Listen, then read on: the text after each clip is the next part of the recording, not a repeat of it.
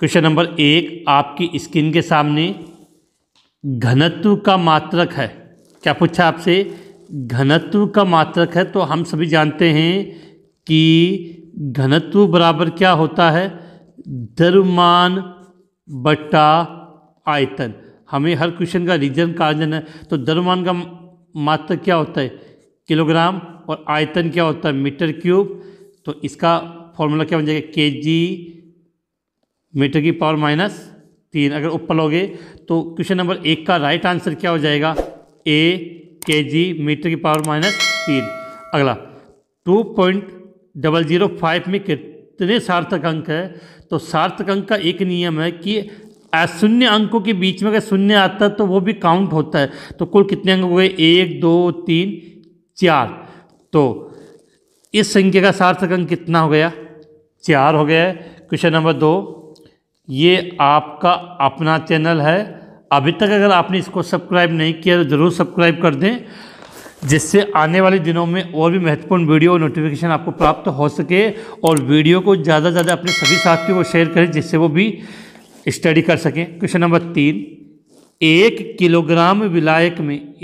Kilogram विलायक में उपस्थित विलेय के मोलों की संख्या। देखो शब्द क्या दिया है? किलोग्राम। अगर यहाँ पर 1 लीटर होता तब तो हम किसका प्रयोग क्या बोलते? इसको मोलरता। लेकिन यहाँ 1 किलोग्राम, तो किलोग्राम के लिए करेंगे 1 किलोग्राम विलायक में उपस्थित मोलों की संख्या, तो इसको हम बोलते हैं मोललता। और इसको स्मॉल m के द्वारा रिप्रेजेंट किया जाता है। क्वेश्चन नंबर 4, नाभिक में उपस्थित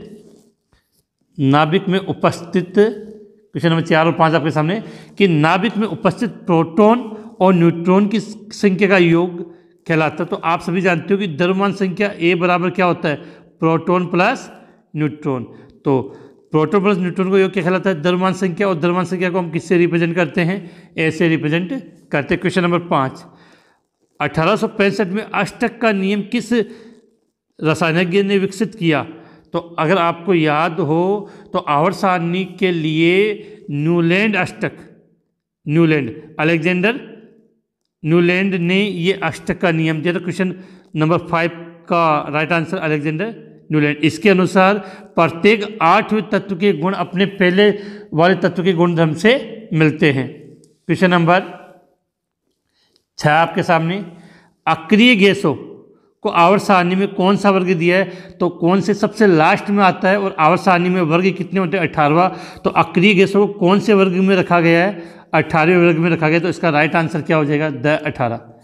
इसके बाद हम बात करें कि डी ब्लॉक के तत्व कहलाते हैं। तो सीधी सी बात है, डी ब्लॉक के तत्वों को हम क्या कहते हैं? संक्रमण तत्व कहते हैं। डी ब्लॉक के तत्वों को हम क्या कहते हैं? संक्रमण तत्व। अभी को यहाँ से कुछ चीज़ें और बोले। क्षारीय मृदा धातुएं, तो वर्ग नंबर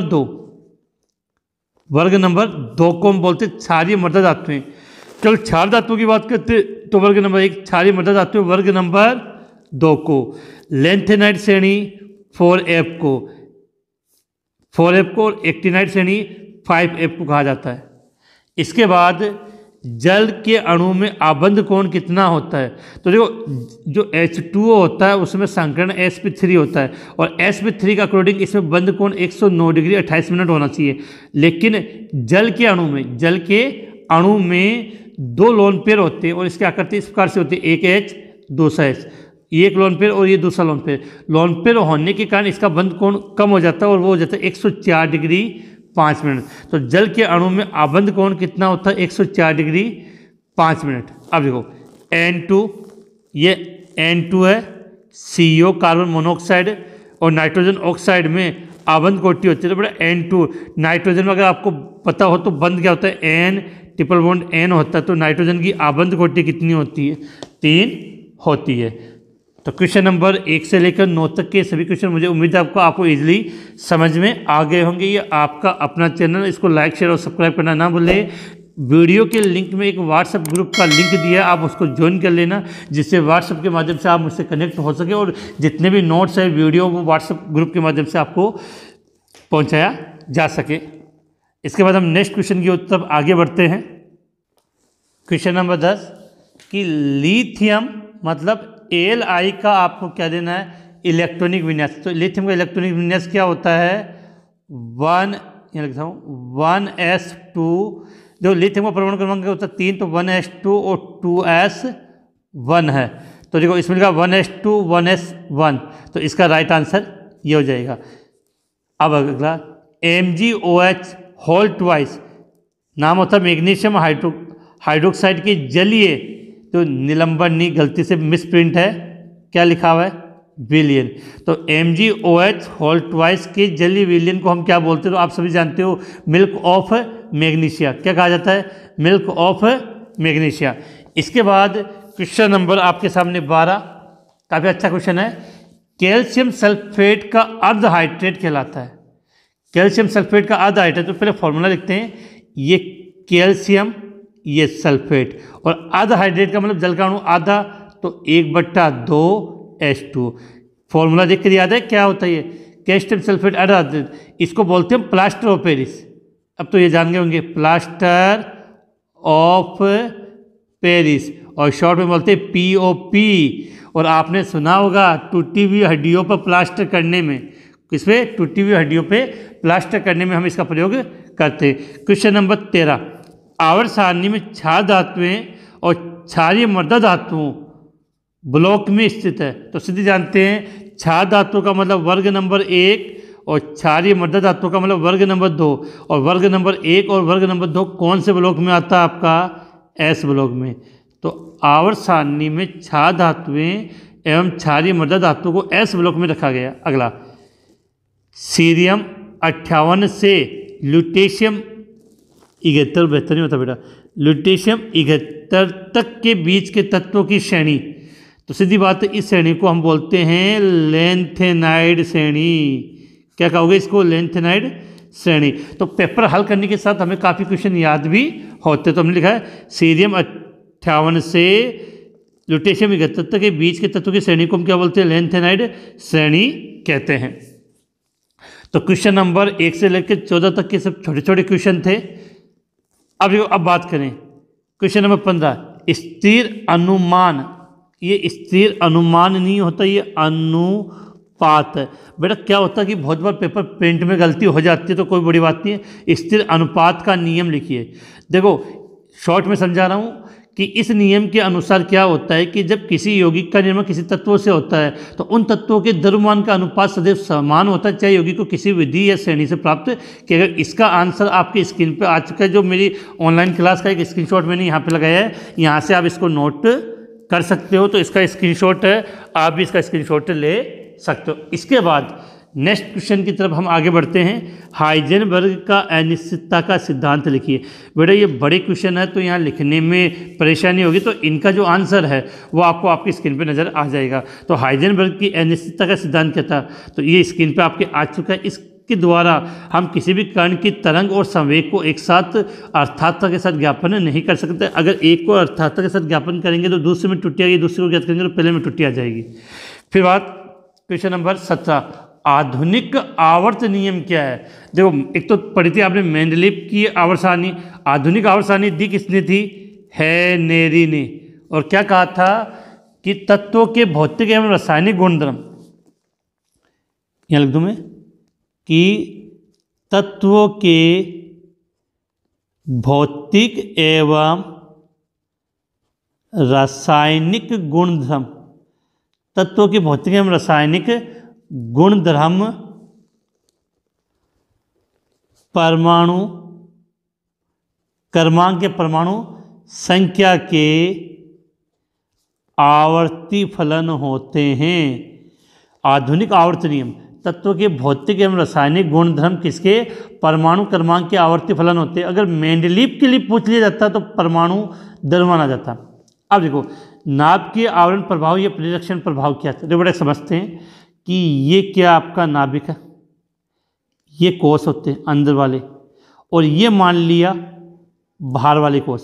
आपने बाहर वाले कोष में इलेक्ट्रॉन भर दिया तो नॉर्मली क्या पहले अंदर वाले में रह जाता है। कुछ विशेष कंडीशन होती है कि जब बाहर वाले कोष को में इलेक्ट्रॉन होते हैं उसके बाद अंदर वाले कोष में इलेक्ट्रॉन बढ़ जाते हैं, तो इससे क्या होता है कि बाहर वाले कोष पर नाभिक का प्रतिकर्षण कम हो जाता है। इसी प्रभाव को हम बोलते हैं नाभिकीय आवरण प्रभाव या परिरक्षण प्रभाव। इसकी डेफिनेशन इसको कैसे लिखोगे तो वो आपकी स्क्रीन के सामने है, तो इसका आप स्क्रीनशॉट ले लें। अब देखो क्वेश्चन नंबर 18, ऑक्सीकारक और अपचयक, तो ये नाम के अपोजिट है। ऑक्सीकारक के लिए आपको अभिक्रिया याद करनी होती है अपचयन, ऑक्सीकारक के लिए क्या याद करना है, अपचयन, और अपचायक के लिए याद करना पड़ेगा आपको ऑक्सीकरण। ऑक्सीकारक के लिए तो अपचयन और अपचायक के लिए क्या याद करना पड़ेगा, ऑक्सीकरण अभिक्रिया। तो सीधी सी बात है। अब आपसे पूछे ऑक्सीकारक व अपचायक, तो ऑक्सीकारक के लिए जो अपचयन की परिभाषा जो आपने पढ़ी है वो सब इसके लिए लिख कर आ सकते हो, और जो ऑक्सीकरण के लिए पढ़ा है वो किसके लिए लिख कर आ सकते हो, अपचायक के लिए। इसके बाद नेक्स्ट क्वेश्चन की बात कर ले हम, और बाकी इनका आंसर आपको कैसे लिखना है, कन्फ्यूजन हो तो चलो मैं एक स्क्रीनशॉट आपकी स्क्रीन पे लगा देता हूँ, वहाँ से आप इसको अच्छी तरीके से नोट कर सकते हो। इसका स्क्रीनशॉट लेकर अपने पास रख लो और बाद में इसको नोट कर लेना, ठीक है। अब क्वेश्चन नंबर 19, सोडियम हाइड्रोक्साइड के जो निर्माण की विधि होती है उसको हम कास्टनर केल्नर विधि कहते हैं। सोडियम और इसका जो मेथड है आपको क्या लिखना है वो आपकी स्क्रीन पे आ चुका है। ध्यान रखिए कि सोडियम हाइड्रोक्साइड के निर्माण की जो कास्टनर केल्नर विधि है ये इसकी औद्योगिक विधि है, मतलब इसी के द्वारा इसका उत्पादन किया जाता है। इसके बाद अब हम बात करते हैं नेक्स्ट क्वेश्चन की ओर आगे बढ़ते हैं। अगला क्वेश्चन है आपका कि मानक इलेक्ट्रोड विभव से आप क्या समझते हो। मानक इलेक्ट्रोड विभव की अगर हमें डेफिनेशन लिखनी हो तो हम कैसे लिखेंगे कि एक अर्ध सेल में, क्या लिखा हमने, एक अर्ध सेल में 298 केल्विन ताप पर 1 मोल लीटर इनवर्स सांद्रता वाले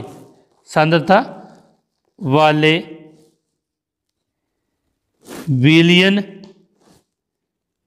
सांद्रता वाले, क्या लिखेंगे इसके लिए, एक अर्ध सेल में 298 केल्विन ताप तथा 1 मोल लीटर सांद्रता वाले विलियन का इलेक्ट्रोड विभव ही क्या कहलाएगा, मानक इलेक्ट्रोड विभव।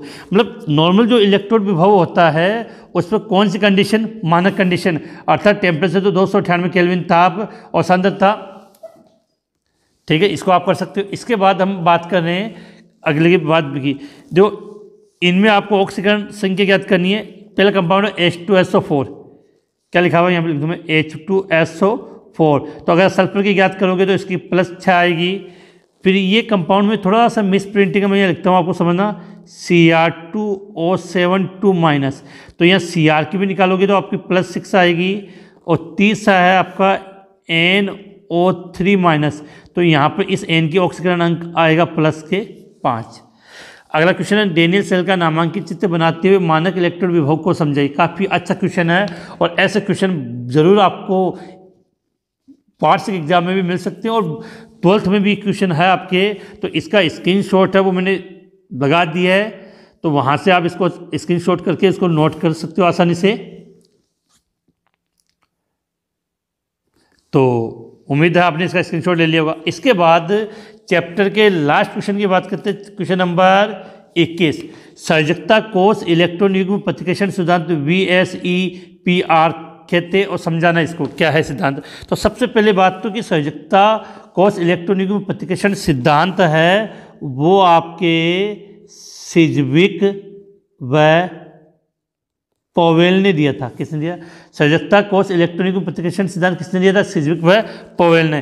फिर इसके बाद में एक वैज्ञानिक थे नाइहोम व गिलस्पी, क्या लिखा है? नाइहोम और गिलस्पी ने इसमें क्या किया? संशोधन किया था। ये सिद्धांत मुख्यतः इसकी सर्जकता कोष में उपस्थित इलेक्ट्रॉन युग्मकों के मध्य प्रतिकर्षण होता है। सिद्धांत किस पर आधारित है कि सर्जकता कोष में उपस्थित इलेक्ट्रॉन युग्मकों के मध्य प्रतिकर्षण होता है।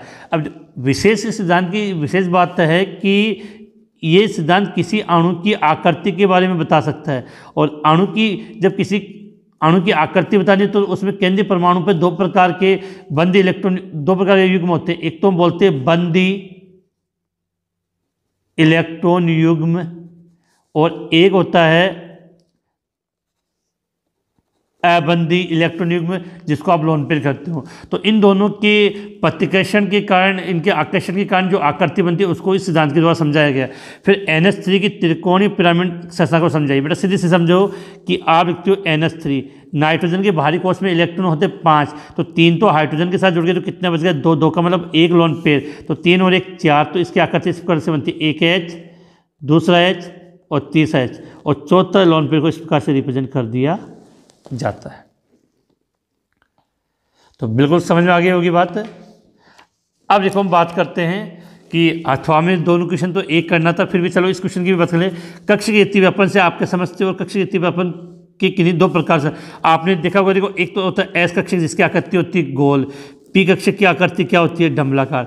जब एक कक्षक दूसरे कक्षक के साथ मिलता है तो उसी को हम क्या बोलते हैं? युक्ति व्यापन। और युक्ति व्यापन के किन्हीं दो प्रकार, देखो एक तो आप लिख सकते हो एस एस कक्षक युक्ति व्यापन हो जाता है, एक हो जाता है एस पी कक्षक युक्ति व्यापन, और एक होता है पी पी